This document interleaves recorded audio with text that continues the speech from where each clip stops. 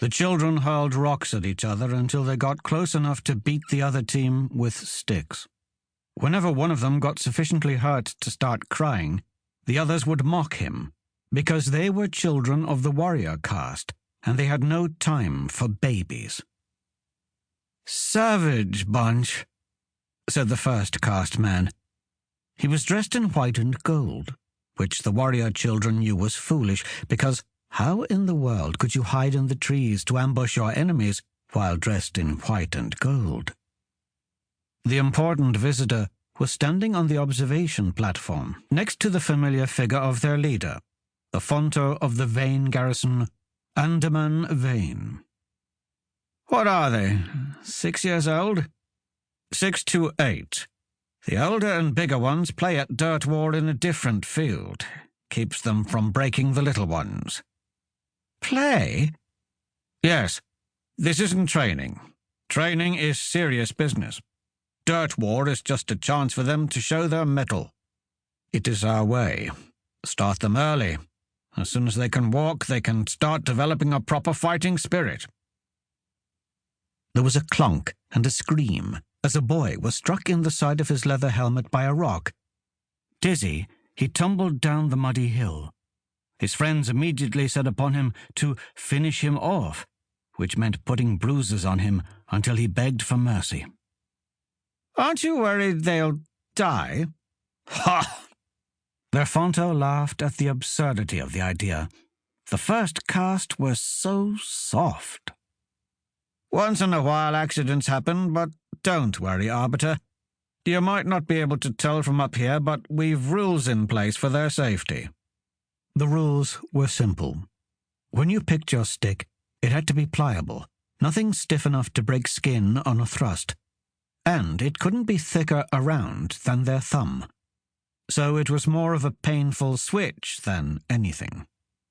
On the thrown rocks, they were supposed to stick with pebbles and never aim for the eyes. But in the heat of battle, everyone tended to go for bigger rocks, because all the children knew those flew better. "Bruises make character. We have them fight like this now to weed out the snivellers. Those will do fine in support companies, obligated to the worker caste to raise funds or married off to other houses.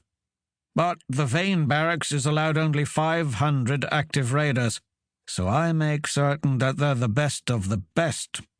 500 elite warriors is what I promise your Thakur, and what I always provide. If he changed the treaty and allowed me to form a second company, I could provide 1,000 such men."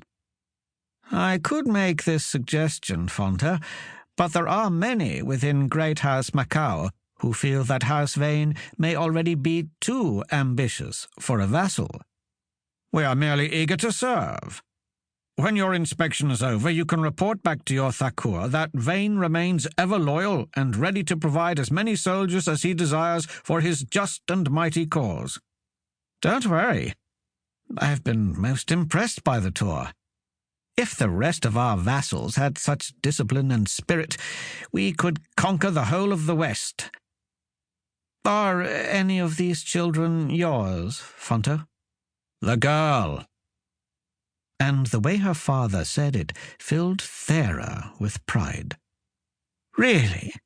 You let your daughter out in that?" Andaman Vane laughed. "You are new here. Welcome to Vane.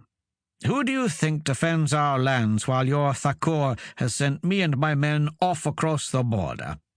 Our women don't march to war, but that doesn't mean war won't sometimes come to them.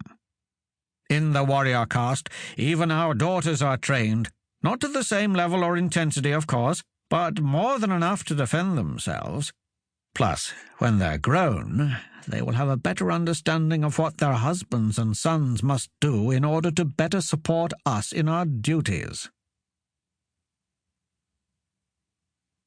To keep listening to this audiobook, I've left you a link in the description so you can do it, at no cost thanks to Audible's 30-day free trial.